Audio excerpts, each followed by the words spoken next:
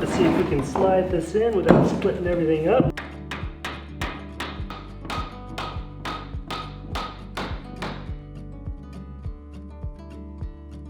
I'll come back through with some wood putty or Bondo, probably Bondo. Fill those little staple holes in, you'll never know they were there.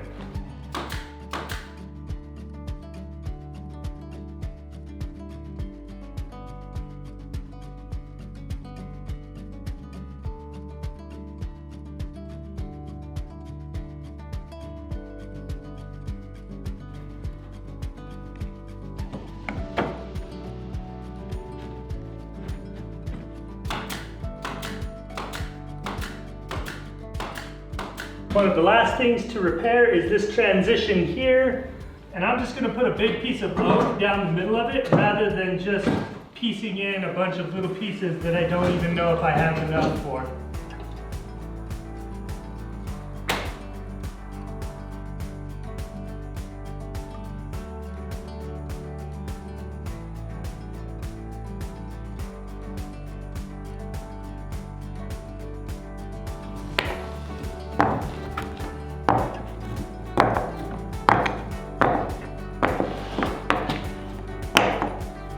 So what I'm doing now is I'm down in the basement underneath the flooring here, and I've opened up the ceiling of the basement so that I can add this blocking in between the floor joists. That way I've got something nice and sturdy for this transition to sit on.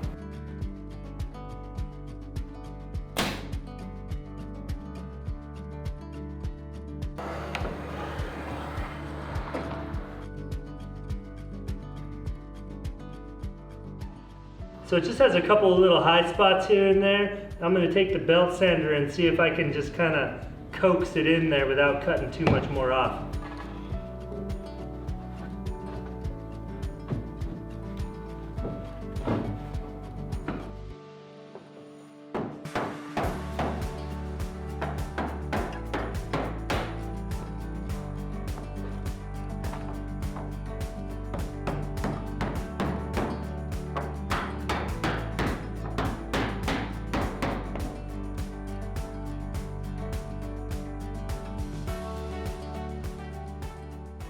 Now I'm just going to staple this in. It's got a couple little gaps here and there, but you know, like the rest of the floor, I've been talking about filling it in with Bondo.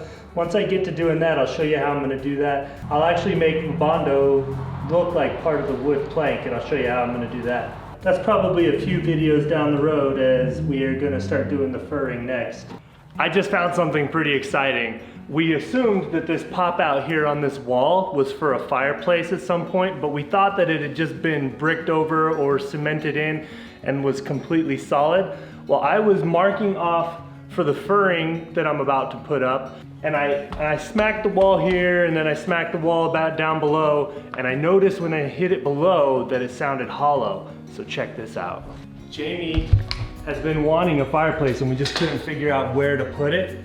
And now this is hollow inside, and I'm gonna knock this out and expose that old fireplace, and then we can insert a gas fireplace right here, and that should be pretty convenient to vent out the top of the roof. No problem right there.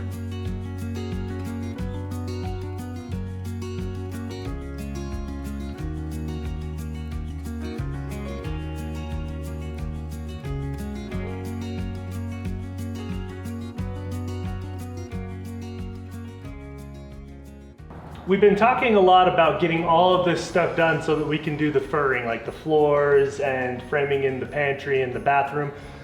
So what furring is basically I'm just going to take these 2x2s, nail them onto the wall, and they'll essentially be like a false wall that I can nail sheetrock to or shiplap or whatever surface you're gonna finish your wall. There's also the issue of the brick wall. I don't want to cut into the brick wall to recess the electrical, so if I don't want to have the electrical running all on the surface of the walls like it was in conduit before we started doing demo, I have to put this furring in so I can run it through the furring. They make short junction boxes that you can use and put your outlets and your switches in, and they should go nicely back behind this, and you won't ever know that this wasn't just a regular normal wall.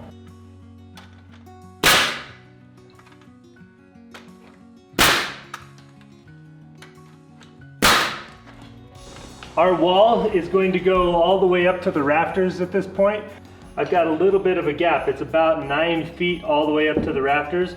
So what I'm doing is I'll cut a small little piece here and fill in, and then this ties up all the way to the top and into the roof line and the rafters, give me a little additional strength there.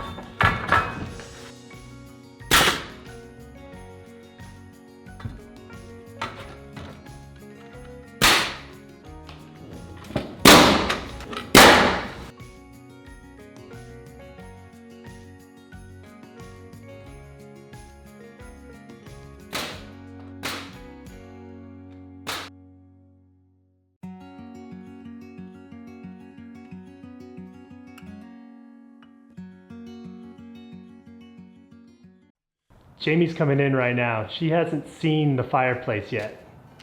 Lunch is here. Sweet. Did you see what I found? What is that? I knew there had to be a fireplace there. Like, what was this for? Well, we just thought it was maybe filled in. Yeah, that is so cool. Can you make it work? I might be able to make it work. It's a long way to vent it since we're doing mudroom on the other side. Oh yeah. Well, but if the mudroom's gonna come back to like here, right? Yeah, I might be able to vent it. Vent it side to the side. Well, did you talk to Kelly about it? Yeah. Either way. Either way, it'll look cool, even if it's not I functional. can put a mantle in here and it'll look great. Awesome. Sweet. I was just telling you that I really wanted a fireplace, and it was gonna be in the budget. Well, not only in the budget, I just told you there was really no good place to put it. Yeah, so we'll switch this. This will be the living room, and then we'll throw the dining room over there, so that way we can stage the living room around the fireplace. Yeah, it'll work pretty good because the kitchen is wide enough that the dining room will still be open to the kitchen. It's like sixes, yeah. That's awesome. Sweet, that just made my day. All right, you ready to eat? Yep. So going up, I'm going to continue the wall all the way up to the rafters, and then we're going to do board and batten across the whole surface of that wall. So I just need to get these to right here, and then past that point, it'll be up. And I'm just going down to where the wood casing is for the window, because I'm probably going to have to build that casing out too, so that when I do the board and batten, it's all flush. So while Zeb is unloading lumber from Home Depot and he's finished up furring the walls, I have the task of removing this plaster. I've never done it before, but I figured if you know, like a hammer, it'll get it done. So there you go. You'll get big chunks off. Oh, that's easy.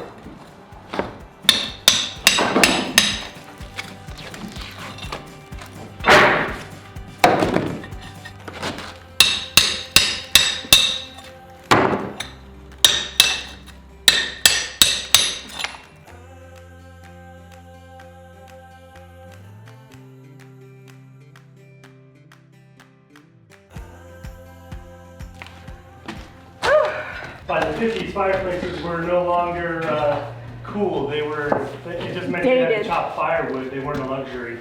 It wouldn't be so hard, but I'm kind of awkward with a hammer. Just careful not to hit that brick. I don't know how fragile it is. I am, I'm trying. We're gonna get more mortar and some glue up in there.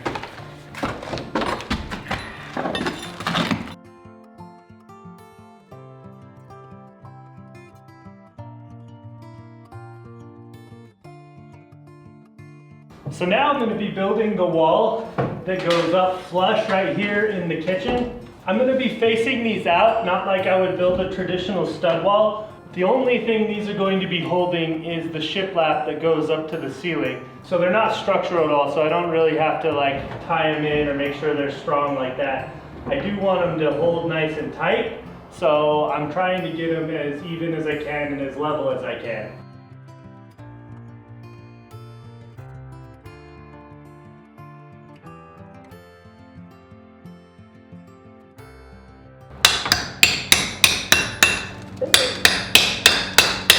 Catch it and I'll help you. Catch it. Catch what? Like this whole thing's coming out.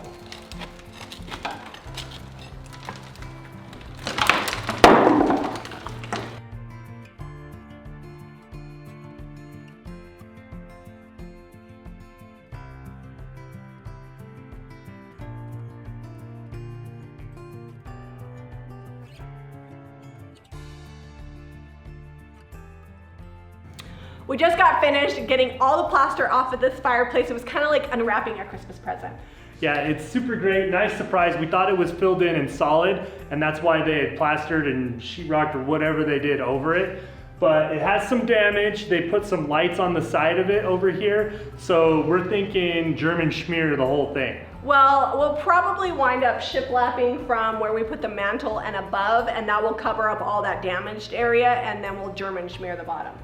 I don't know. If we can keep it all the way up, that would be great, but then Zeb would have to fill in that hole right there, and then that one over there.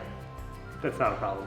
I'm almost done framing everything that I need to frame in this portion of the house and getting the furring up. So hopefully by next week, we're getting plumbing in, electrical, and putting bathroom fixtures, starting to put the kitchen back in. I don't know if it'll be in that sequence, but those are the next events that are gonna start happening.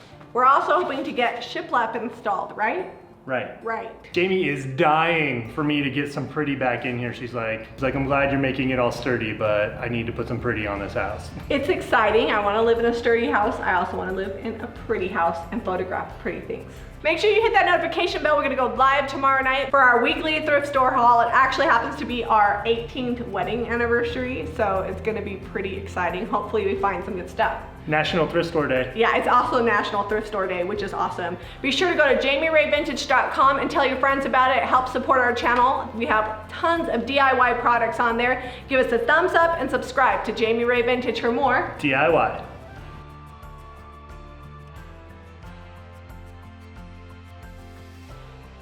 Hit the subscribe button.